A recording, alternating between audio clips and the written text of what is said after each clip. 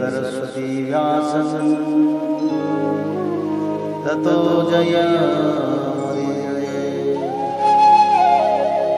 मूकं करोति वाचालं पंगुलंघयते यत्कृपातमहं वन्दे परमानन्दमाधवो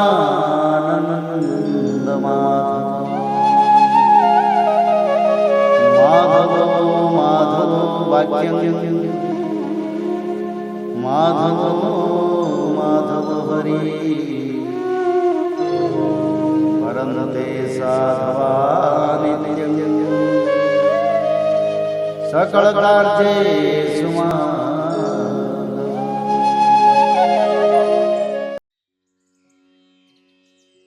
ओम नमो भगवते वासुदेवाय। अथ चतुर्थो अध्याय नाभाग और अम्बरीश की कथा से सुखदेव जी कहते हैं, परीक्षित, मनोपुत्र नभग का पुत्र था नाभाग। जब वह दीर्घकाल तक ब्रह्मचर्य का पालन करके लौटा, तब बड़े भाइयों ने अपने से छोटे किंतु विद्वान भाई को हिस्से में केवल पिता को ही दिया। संपत्ति तो उन्होंने पहले ही आपस में बांट ली थी। उसने अपने भाइयों से पूछा, भाइयों, आप लोगों ने मुझे हिस्से में क्या दिया है? तब उन्होंने उत्तर दिया कि हम तुम्हारे हिस्से में पिताजी को ही तुम्हें देते हैं। उसने अपने पिता से जाकर कहा, पिताजी, मेरे बड़े भाइयों ने हिस्से में मेरे लिए आपको ही दिया है। पिता ने कहा, बेटा, तुम उनकी बात न मानो। देखो, ये बड़े बुद्धिमान आंगिरस गोत्र के ब्राह्मण इस समय एक बहुत बड़ा यज्ञ कर रहे हैं, परंतु मेरे विद्वान पुत्र वे प्रत्येक छठे दिन अपने कर्म में भूल कर बैठते हैं। तुम उन महात्माओं के पास जाकर उन्हें विश्वदेव संबंधी 2 सूक्त बतला दो। जब वे स्वर्ग जाने लगेंगे तब यज्ञ से बचा हुआ अपना सारा धन तुम्हें दे देंगे, इसलिए अब तुम उन्हीं के पास चले जाओ। उसने अपने पिता के आज्ञा अनुसार वैसा ही किया। उन आंगिरस गोत्र ब्राह्मण ने भी यज्ञ का बचा हुआ धन उसे दे दिया और वे स्वर्ग में चले गए। जब नाभाग उस धन को लेने लगा, तब उत्तर दिशा से एक काले रंग का पुरुष आया। उसने कहा, इस यज्ञ भूमि में जो कुछ बचा हुआ है वह सब धन मेरा है। नाभाग ने कहा, ऋषियों ने यह धन मुझे दिया है, इसलिए मेरा है। इस पर उस पुरुष ने कहा, हमारे विवाद के विषय में तुम्हारे पिता से ही प्रश्न किया जाए।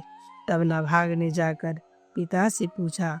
पिता ने कहा, एक बार दक्ष प्रजापति के यज्ञ में ऋषि लोग यह निश्चय कर चुके हैं कि यज्ञ भूमि में जो कुछ बच रहता है वह सब रुद्रदेव का हिस्सा है, इसलिए वह धन तो महादेव जी को ही मिलना चाहिए। नाभाग ने जाकर उन काले रंग के पुरुष रुद्र भगवान को प्रणाम किया और कहा कि प्रभु, यज्ञ भूमि की सभी वस्तुएं आपकी है।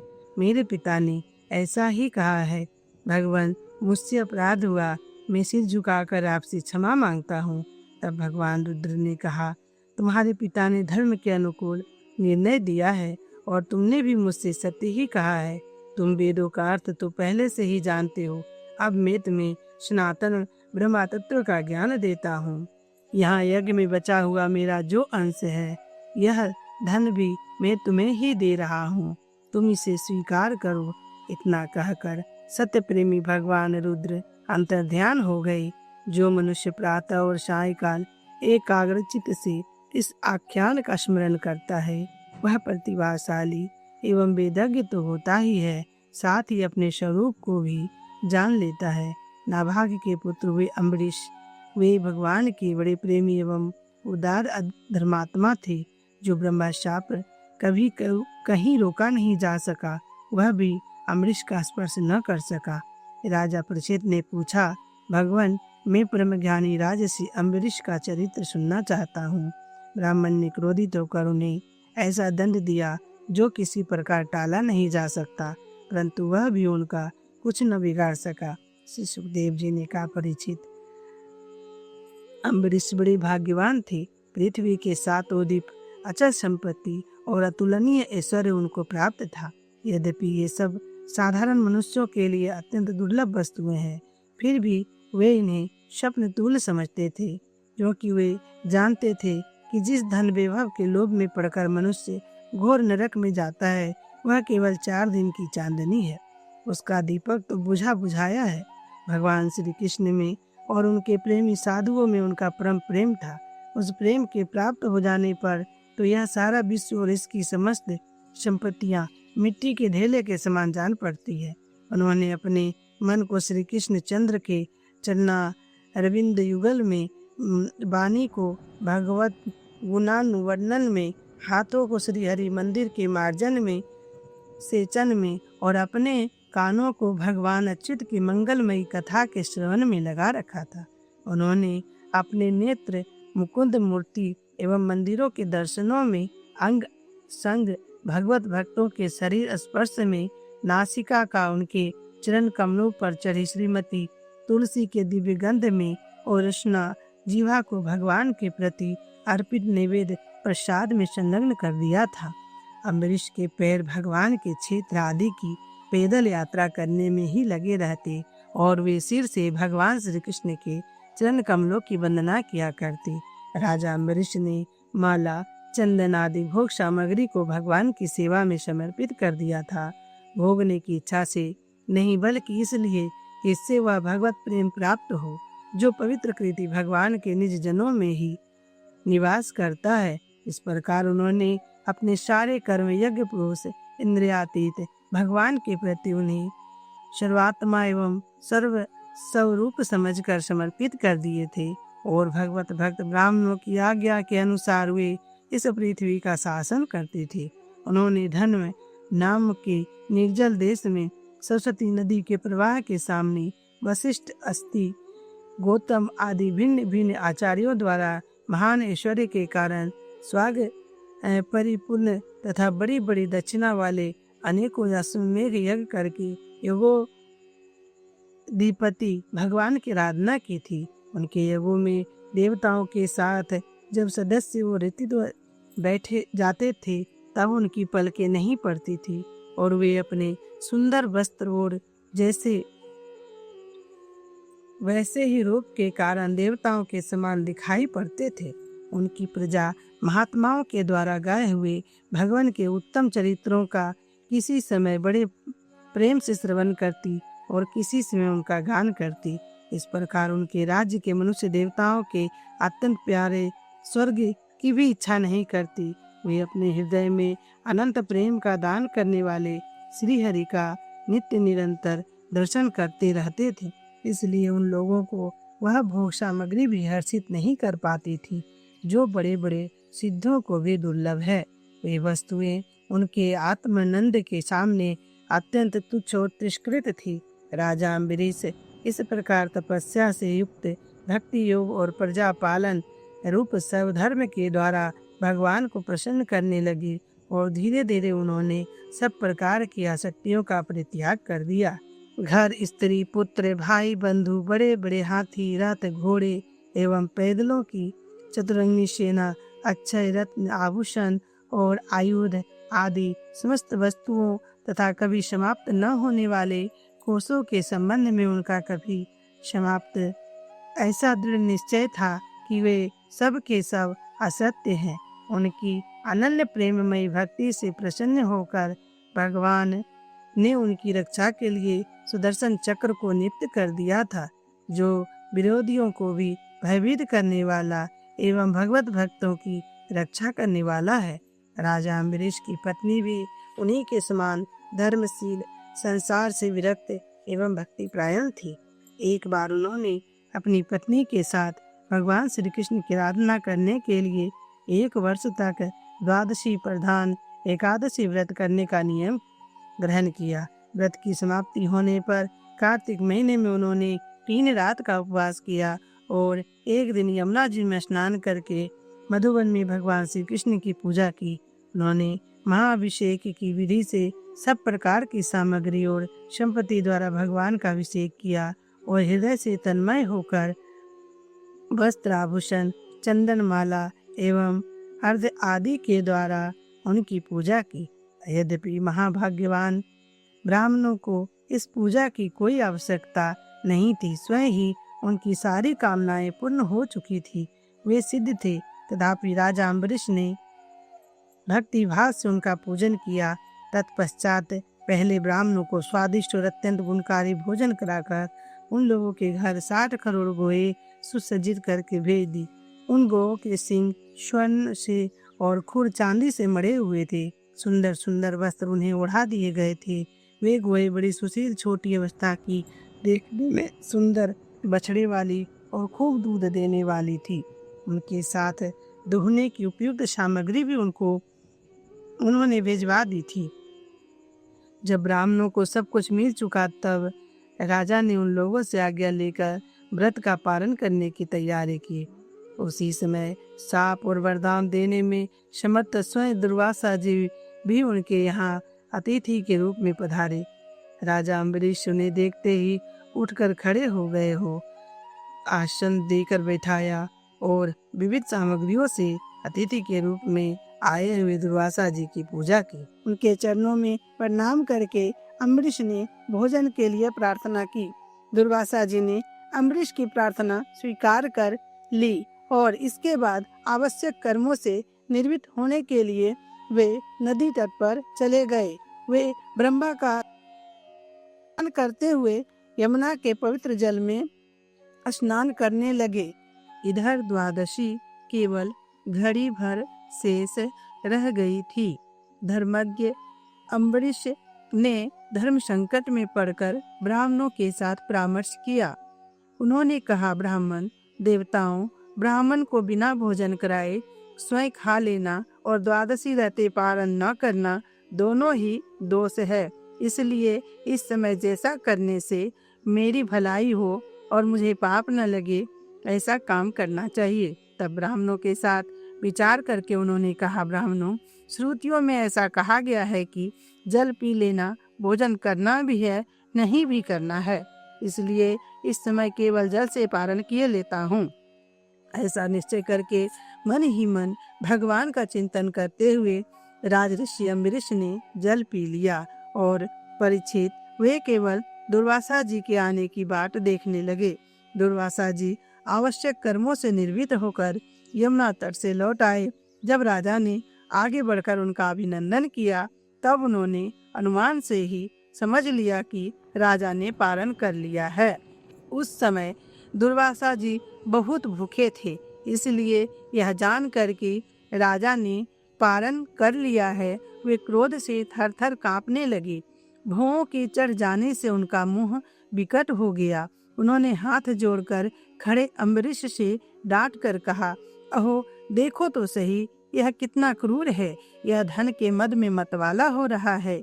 भगवान की भक्ति तो इसे छू तक नहीं गई और यह अपने को बड़ा समर्थ मानता है। आज इसने धर्म का उल्लंघन करके बड़ा अन्याय किया है। देखो, मैं इसका अतिथि होकर आया हूँ। इसने अतिथि सत्कार करने के लिए मुझे निमंत्रण भी दिया है, किंतु फिर भी मुझे खिलाए बिना ही खा लिया है। अच्छा देख, तुझे अभी इसका फल चखाता हूँ। यो कहते कहते हुए क्रोध से जल उठे। उन्होंने अपनी एक जटा उखाड़ी और उससे अम्बरीश को मार डालने के लिए एक कृत्या उत्पन्न की। वह प्रलय काल की आग के समान दहक रही थी। वह आग के समान जलती हुई हाथ में तलवार लेकर राजा अम्बरीश पर टूट पड़ी। उस समय उसके पैरों की धमक से पृथ्वी कांप रही थी, परंतु राजा अम्बरीश उसे देखकर उससे तनिक भी विचलित नहीं हुए। वे एक पग भी नहीं हटे, जो के त्यों खड़े रहे। परम पुरुष परमात्मा ने अपने सेवक की रक्षा के लिए पहले से ही सुदर्शन चक्र को नियुक्त कर रखा था। जैसे आग क्रोध से गुर्राते हुए सांप को भस्म कर देती है, वैसे ही चक्र ने दुर्वासा जी की कृत्या को जलाकर राख का ढेर कर दिया। जब दुर्वासा जी ने देखा कि मेरी बनाई हुई कृत्या तो जल रही है और चक्र मेरी ओर आ रहा है, तब वे भयभीत हो अपने प्राण बचाने के लिए जी छोड़कर एकाएक भाग निकले। जैसे ऊंची ऊंची लपटों वाला दावानल सांप के पीछे दौड़ता है, वैसे ही भगवान का चक्र उनके पीछे पीछे दौड़ने लगा। जब दुर्वासा जी ने देखा कि चक्र तो मेरे पीछे लग गया है, तब सुमेरु पर्वत की गुफा में प्रवेश करने के लिए वे उसी ओर दौड़ पड़े। दुर्वासा जी दिशा, आकाश, पृथ्वी, अतल वितल आदि नीचे के लोक, समुद्र, लोकपाल और उनके द्वारा सुरक्षित लोक एवं स्वर्ग तक में गए, परंतु जहाँ जहाँ वे गए वहीं वहीं उन्होंने असहा तेज वाले सुदर्शन चक्र को अपने पीछे लगा देखा। जब उन्हें कहीं भी कोई रक्षक न मिला तब तो वे और भी डर गए।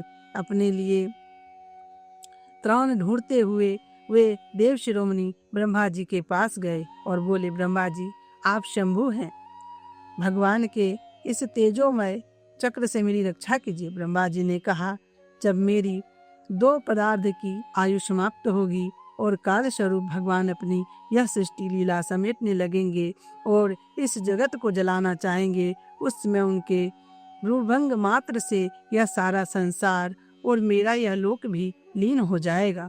मैं शंकर जी, दक्ष, भृगु आदि प्रजापति, भूतेश्वर, देवेश्वर आदि सब जिनके बनाए नियमों में बंधे हैं तथा जिनकी आज्ञा सिरोधार्य करके हम लोग संसार का हित करते हैं, उनके भक्त के द्रोही को बचाने के लिए हम समर्थ नहीं हैं। जब ब्रह्मा जी ने इस प्रकार दुर्वासा को निराश कर दिया, तब भगवान के चक्र से संतप्त होकर वे कैलाशवासी भगवान शंकर की शरण में गए। श्री महादेव जी ने कहा, दुर्वासा जी, जिन अनंत परमेश्वर में ब्रह्मा जैसे जीव और उनके उपाधिभूत कोष इस ब्रह्मांड के समान ही अनेकों ब्रह्मांड समय पर पैदा होते हैं और समय आने पर भी फिर उनका पता भी नहीं चलता, जिनमें हमारे जैसे हजारों चक्कर काटते रहते हैं, उन प्रभु के संबंध में हम कुछ भी करने की सामर्थ्य नहीं रखते।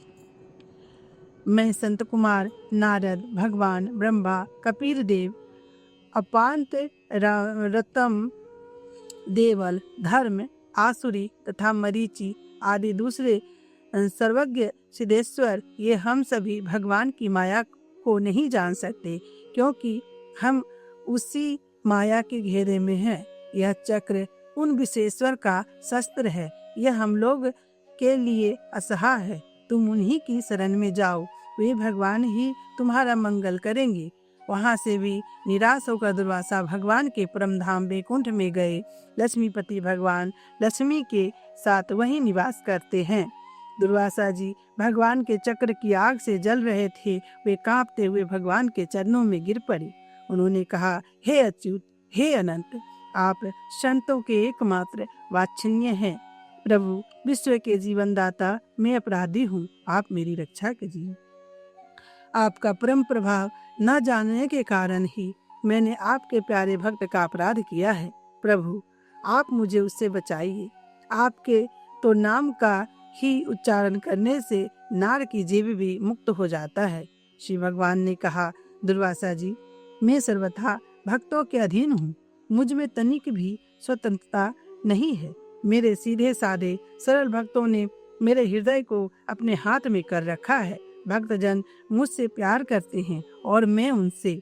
ब्राह्मण अपने भक्तों का एकमात्र आश्रय मैं ही हूँ, इसलिए अपने साधु स्वभाव भक्तों को छोड़कर मैं न तो अपने आप को चाहता हूँ और न अपनी अर्धांगिनी विनाश रहित लक्ष्मी को। जो भक्त स्त्री, पुत्र, गृह, गुरुजन, प्राण, धन, इहलोक और परलोक सबको छोड़कर केवल मेरी शरण में आ गए हैं, उन्हें छोड़ने का संकल्प भी मैं कैसे कर सकता हूँ। जैसे सती स्त्री अपने पातिव्रत्य से सदाचारी पति को बस में कर लेती है, वैसे ही मेरे साथ अपने हृदय को प्रेम बंधन से बांध रखने वाले समदर्शी साधु भक्ति के द्वारा मुझे अपने बस में कर लेते हैं। मेरे अनन्य प्रेमी भक्त सेवा से ही अपने को परिपूर्ण कृत्य मानते हैं। मेरी सेवा के फलस्वरूप जब उन्हें सालोक्य, सारूप्य आदि मुक्तियां प्राप्त होती है, तब वे उन्हें भी स्वीकार करना नहीं चाहती। फिर समय के फेर से नष्ट हो जाने वाली वस्तुओं की तो बात ही क्या है। दुर्वासा जी, मैं आपसे और क्या कहूँ। मेरे प्रेमी भक्त तो मेरे हृदय हैं और उन प्रेमी भक्तों का हृदय स्वयं मैं हूँ। वे मेरे अतिरिक्त और कुछ नहीं जानते तथा मैं उनके अतिरिक्त और कुछ भी नहीं जानता। दुर्वासा जी सुनिए, मैं आपको एक उपाय बताता हूँ जिसका अनिष्ट करने से आपको इस विपत्ति में पड़ना पड़ा है। आप उसी के पास जाइए। निरपराध साधुओं के अनिष्ट की चेष्टा अनिष्ट करने वाले का ही अमंगल होता है। इसमें संदेह नहीं कि ब्राह्मणों के लिए तपस्या और विद्या परम कल्याण के साधन है, परंतु यदि ब्राह्मण उदंड और अन्यायी हो जाए तो वे ही दोनों उल्टा फल देने लगते हैं। दुर्वासा जी, आपका कल्याण हो। आप नाभाग नंदन परम भाग्यशाली राजा अम्बरीश के पास जाइए और उनसे क्षमा मांगिए, तब आपको शांति मिलेगी। इति श्रीमद्भागवते महापुराणे पारमहंस संहितायां नवम स्कंदे अम्बरीश चरिते चतुर्थो अध्यायः।